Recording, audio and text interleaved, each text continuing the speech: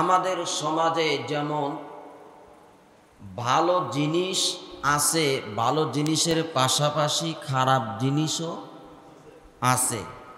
বর্তমান সমাজে ভালোর চেয়ে খারাপের সংখ্যা কম না বেশি? সবাই বলে বেশি। কিন্তু খারাপের সংখ্যা বেশি হলেও এই নয় যে ভালো জিনিসের দাম নেই, বিষয়টা এমন নয়। ভালো জিনিস এটা সবসময় দামি ছিল, আছে, থাকবে। কথা বলেন ঠিক কিনা? সেই জন্য আসুন, আমাদের সমাজে ভুল ইতিহাস এটাও আমাদের সমাজে রচিত আছে, প্রচলন আছে, প্রথা আছে।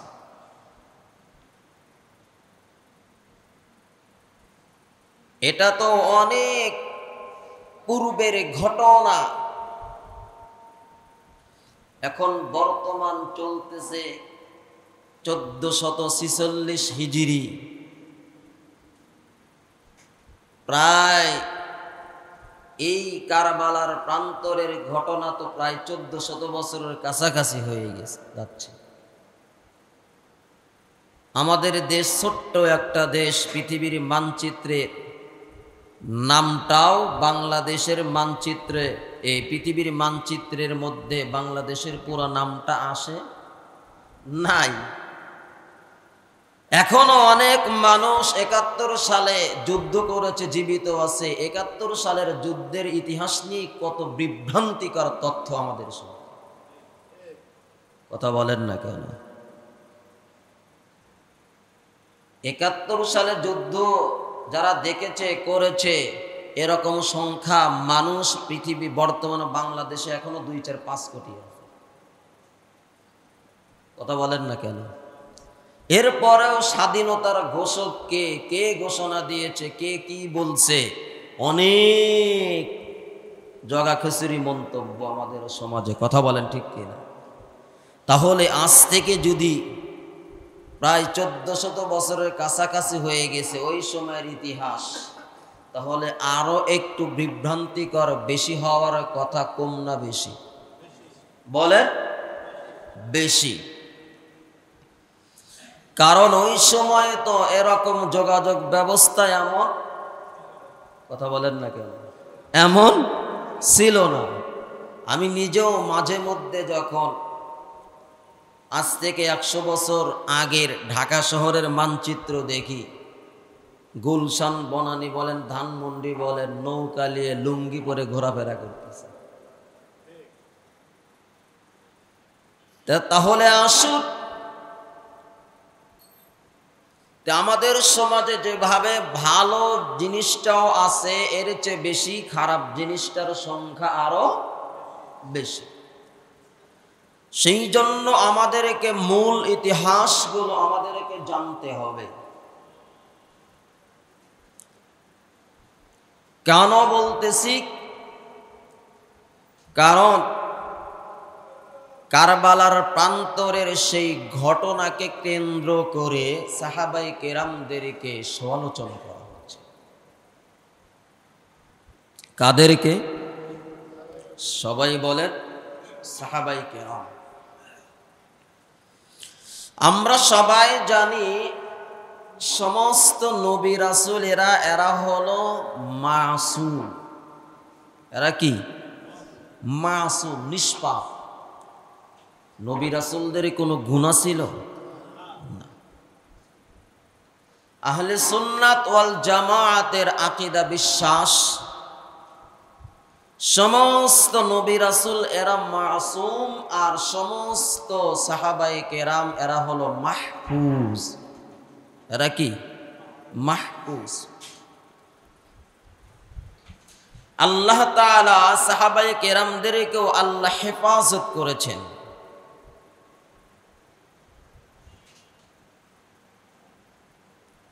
নবী রাসূলদেরকে আল্লাহ মাসুম রেখেছেন। তাদের কোনো গুনাহ নেই, আগেও গুনাহ নেই, পরেও তাদের কোনো গুনাহ নেই, মাসুম। আর সাহাবায়ে কেরাম এরা হলো মাহফুজ। এরা কি? মাহফুজ। আমার আল্লাহ এদেরকে হেফাজত করছে। সেই জন্য সাহাবায়ে কেরামদের ব্যাপারে আল্লাহ তাআলা কোরআনের অনেক আয়াতে কারিমার মধ্যে আল্লাহ তাআলা বলেছেন রাদিয়াল্লাহু আনহুম ওয়া রাদু আন। আমি আল্লাহ সাহাবায়ে কেরামদের উপরে আমি আল্লাহ খুশি, সাহাবায়ে কেরাম এরাও আমি আল্লাহর উপরে খুশি। অন্য আয়াতে কারিমার মধ্যে আল্লাহ তাআলা বলেছেন উলাইকাল্লাযীনা ইমতাহানাল্লাহু কুলুবাহুম লিত্তাকওয়া। আমি আল্লাহ সাহাবায়ে কেরামদের তাকওয়ার পরীক্ষা নিয়েছি, তাকওয়ার পরীক্ষা নিয়েছি। তাদের মধ্যে দুনিয়ার কোনো লোভ লালসা ছিল না, অর্থ সম্পদ বাড়ি গাড়ি নারীর কোনো লোভ লালসা ছিল না। তাকওয়ার পরীক্ষা ইমতিহান নিয়েছি আমি আল্লাহ স্বয়ং। পরীক্ষা নিয়ে আমি আল্লাহ মুমতাহিন হয়ে পরীক্ষা নিয়েছি সাহাবায়ে কেরামদের তাকওয়ার পরীক্ষা নিয়ে আমি আল্লাহ তাদের রেজাল্ট আমি এটাই পেয়েছি, তাদের অন্তরের মধ্যে তাকওয়া পরিপূর্ণ।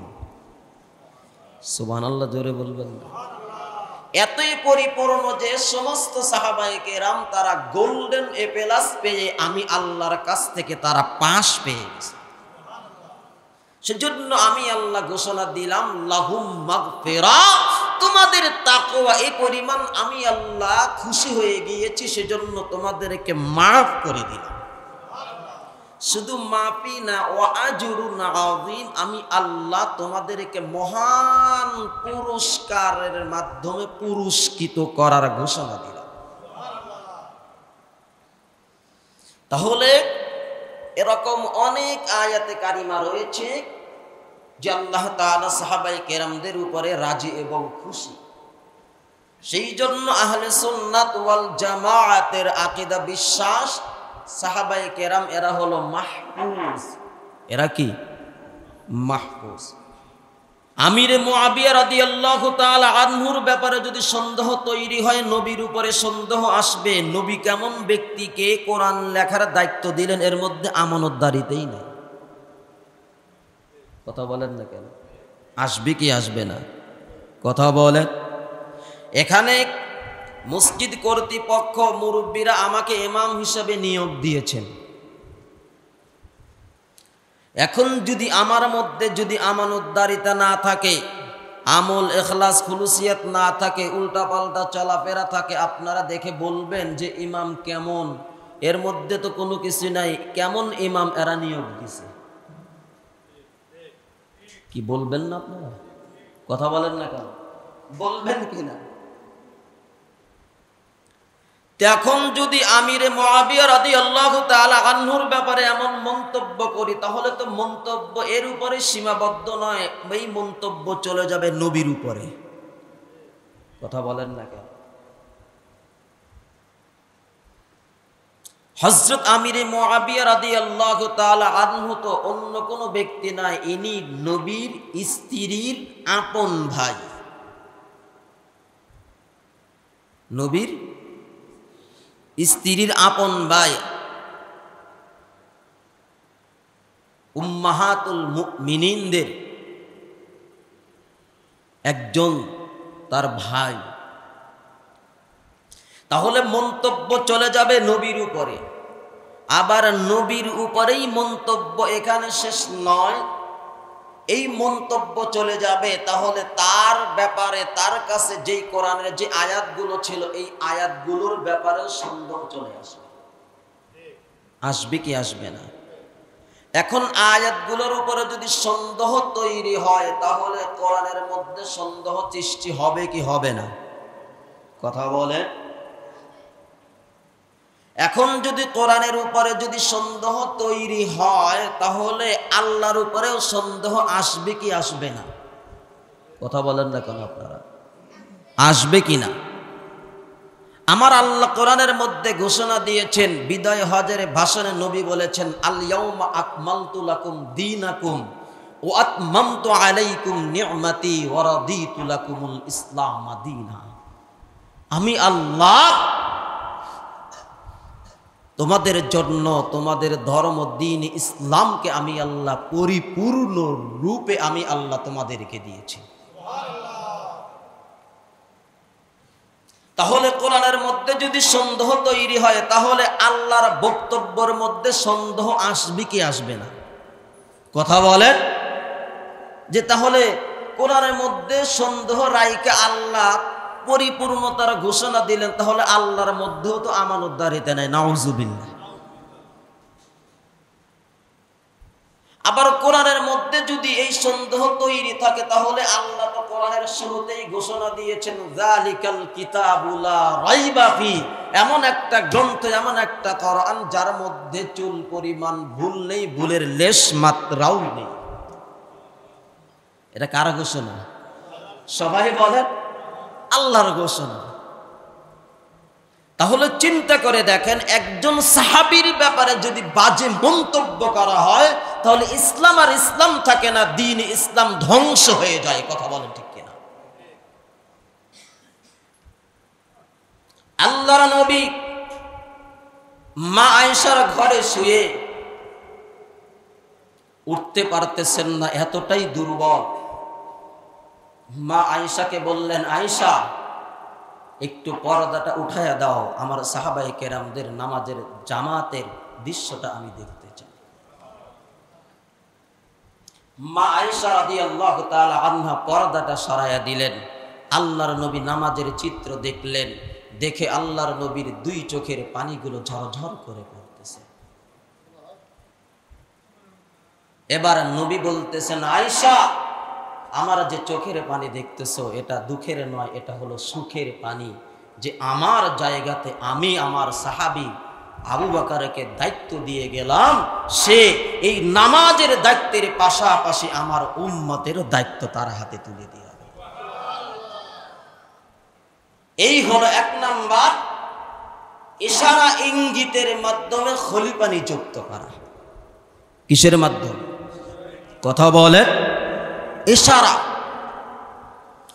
নামাজের দায়িত্ব দিলেন আবু বকরের হাতে, এটার দ্বারা নবী বুঝাইলেন যেহেতু নামাজের সবচেয়ে বড় ইবাদত, নামাজ হলো সবচেয়ে বড় দায়িত্ব, সেই দায়িত্ব আমার জায়গাতে আবু বকরকে দাঁড় করাইয়া দিলাম, মানে এটাই উম্মতের সব দায়িত্ব আমি নবী আবু বকরের হাতে উঠাইয়া দিলাম। তাহলে এক নাম্বার কি? ইশারা ইঙ্গিতের মাধ্যমে খলিফা নিযুক্ত করা। কিসের মাধ্যমে? ইশারা ইঙ্গিত, যেটার বাস্তব ঘটনা সিদ্দিক আকবর রাদিয়াল্লাহু তাআলা আনহুকে নবী ইমামতির দায়িত্ব দিয়ে দিলেন। দ্বিতীয় নাম্বার, যেই খলিফা দায়িত্ব থাকবে ওই খলিফা নিজে খলিফা নিযুক্ত করে যাওয়া। যেই খলিফা দায়িত্ব থাকবে সে খলিফা নিযুক্ত করে যাবে। তে আসুন আরো একটু যেই বিষয়টা বলতেছিলাম, নবী যে ওমর রাদিয়াল্লাহু তাআলা আনহুকেও ইশারা ইঙ্গিতের মাধ্যমে খলিফা নিযুক্ত করেছিলেন। একদিন আল্লাহর নবী উহুদ পাহাড়ের উপরে, কোথায়? উহুদ পাহাড়। হাদিস সাহেবরা যারা গিয়েছেন হজে তারা চেনেন উহুদ পাহাড়টা। উহুদ পাহাড়ের উপরে আল্লাহর নবী উহুদ পাহাড়কে সাক্ষী রেখে বলতেছেন, হে উহুদ পাহাড়, তোর উপরে কে জানোস?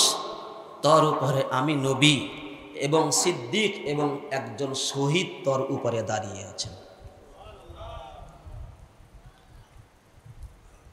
আসলে নবী এবং সিদ্দিকের দ্বারা আল্লাহর নবী আবু বকর সিদ্দিক রাদিয়াল্লাহু তাআলা আনহুকে বুঝাইছেন। আর শহীদ এই কথা বলে আল্লাহর নবী হযরত ওমর ফারুক রাদিয়াল্লাহু তাআলা আনহুকে বুঝাইছেন। আপনারাও জানেন আল্লাহর নবীর সাহাবী ওমর ফারুক রাদিয়াল্লাহু তাআলা আনহু শাহাদাত বরণ করেছেন। কি করেছেন? শাহাদাত বরণ করেছেন। তে আসুন দ্বিতীয় নাম্বার যে বিষয়টা বলতেছিলাম, যে খলিফা দায়িত্ব থাকবে সে নিজে খলিফা নিযুক্ত করে যাবে। আবু বকর সিদ্দিক রাদিয়াল্লাহু তাআলা আনহু খেলাফত কালে যখন সে বিদায় নিয়ে চলে যাবেন, আগ মুহূর্তে সাহাবায়ে কেরামদের মধ্যে আলোচনা করলেন যে আমার পরে কাকে খলিফা নিযুক্ত করা যায়। সাহাবায়ে কেরামদের মধ্যে সবাই বললেন যে আপনার পরে ওমরের চেয়ে বিজ্ঞ ব্যক্তি আর মদিনার জমিনে দেখতেছি না, তবে তার মধ্যে একটু রাগের পরিমাণ তো বেশি। কিসের পরিমাণ? রাগের পরিমাণ। তবে এর চেয়ে যোগ্য কোনো ব্যক্তি দেখতেছি না। এবার আবু বকর সিদ্দিক রাদিয়াল্লাহু তাআলা আনহু বললেন, আমি আবু বকর নিজেও ওমরের চেয়ে বিজ্ঞ কোনো ব্যক্তিকে আমি মদিনার জমিনে দেখতে পাচ্ছি না, সেই জন্য আমার পরে খলিফা হবে হযরত ওমর। তিন নাম্বার খলিফা নিযুক্ত করার পদ্ধতি মজলিসে শুরা। মজলিসে শুরা বলা হয় যে বিজ্ঞ কয়েকজন লোক, এদের মধ্য থেকে যাদেরকে সবচেয়ে বেশি যোগ্যতা সম্পন্ন মনে হবে, এদের মধ্য থেকে এদেরকে দায়িত্ব দেওয়া যে তোমরা তোমাদের খলিফাকে নিযুক্ত করে নাও। তো এইবার ওমর ফারুক রাদিয়াল্লাহু তাআলা আনহু 6 জন সাহাবীকে দায়িত্ব দিলেন যে তোমরা তোমাদের মধ্য থেকে খলিফা নিযুক্ত করো। যখন এই 6 জনকে দায়িত্ব দিলেন মজলিসে শুরা, এই 6 জন মিলে খলিফা নিযুক্ত করলেন হযরত ওসমান গনি রাদিয়াল্লাহু তাআলা আনহু। চতুর্থ নাম্বার খলিফা নিযুক্ত করার পদ্ধতি হলো মুসলমানদের মধ্যে বিজ্ঞ মুসলমানদের মধ্য থেকে বিজ্ঞ একজন ব্যক্তিকে খলিফা নিযুক্ত করবে, আর এই খলিফা নিযুক্ত করার পর সাধারণ জনগণ তার হাতে বায়াত গ্রহণ, তার হাতে কি গ্রহণ করবে? বায়াত গ্রহণ করবে। এই 4টা পদ্ধতি হলো খলিফা নিযুক্ত করার পদ্ধতি। এর বাহিরে আর অন্য কোনো পদ্ধতি নেই। তো এইবার আসুন, এই যে শিয়াদের মতবাদ যারা লালন করে 5 পাঞ্জাতন বলে, তারা এই 5 জন ব্যক্তি ব্যতীত আর কাউকে পবিত্র মনে করে না।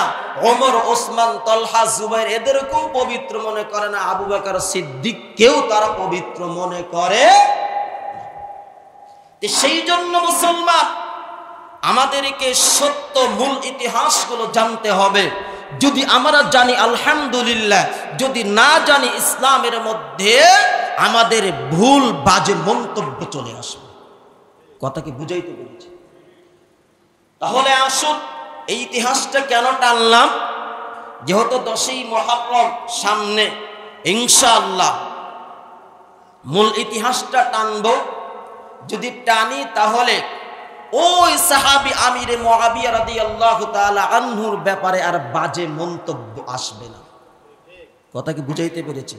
সেই জন্য এই খলিফা নিযুক্তর 4টা পদ্ধতি আপনাদের খেদমতে রাখলাম।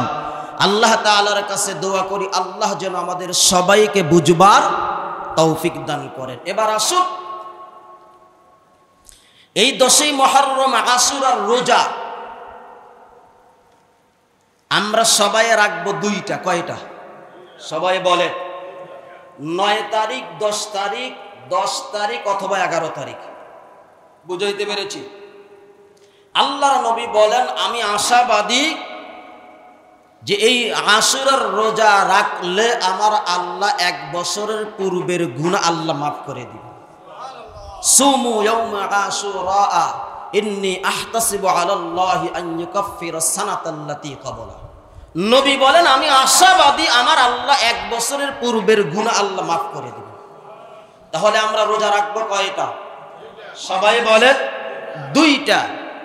আমরা ওই দিন রোজার মাধ্যমে কাটায়া দেব। এই যে হাই হোসেন বলে এই যে এত চিল্লা ফাল্লানো মাতাব করা শোক গাওয়া সবগুলো নাজায়েজ হারাম। নাজায়েজ কি সবাই বলে? শোক স্ত্রীর জন্য স্বামী মারা গেলে 4 মাস 10 দিন, আর বাকি যত আছে 3 দিনের বেশি শোক পালন করা জায়েজ নাই। মা মারা গেলে 3 দিন, ভাই মারা গেলে 3 দিন, ছেলে মারা গেলে 3 দিন, দাদা দাদি মারা গেলে 3 দিন, এর বেশি শোক পালন করা জায়েজ নাই। সেই জন্য মুসলমান শুধুমাত্র ওই নারীর জন্য যদি স্বামী মারা যায় 4 মাস 10 দিন, সেই এর ব্যতীত আর শোক পালন করা জায়েজ নেই। আমাদের সমাজে হাই হোসেন হাই আবি যাবি যা কিছু বলতে সবগুলো হারাম। কি কথা বলেন? সবগুলো হারাম। আরো যা কিছু যদি জাতীয় পর্যায়ে আরো শোক পালন করে, কালো পতাকা বছরে বছরে বানায়, এগুলোও হারাম। বুঝাইতে পেরেছি? আল্লাহ তাআলার কাছে দোয়া করে যার যতটুকু আমল আছে ইখলাস নিয়ে যেন কবরে যেতে পারে। আল্লাহ তাআলা আমাদের সবাইকে বুঝবার তৌফিক দান করেন। ইনশাআল্লাহ মূল ইতিহাস আমরা ওই দিন আলোচনা করব। ওই দিন রাত্রেতে ইনশাআল্লাহ একটা আলোচনা হবে, মাহফিল হবে। সবাই ইনশাআল্লাহ মূল ইতিহাস শুনবেন তো ইনশাআল্লাহ। আমি নিজেও যেন মুতাআলা করে পড়ালেখা করে ইসলামিক ইতিহাসগুলো পড়ালেখা করে যেন মূল ইতিহাসটা আপনাদের খেদমতে তুলে ধরতে পারি। আল্লাহ তাআলা কবুল করেন। সবাই বলি আমিন। যারা সুন্নত পড়েন 4 রাকাত কাবলা জমা করে।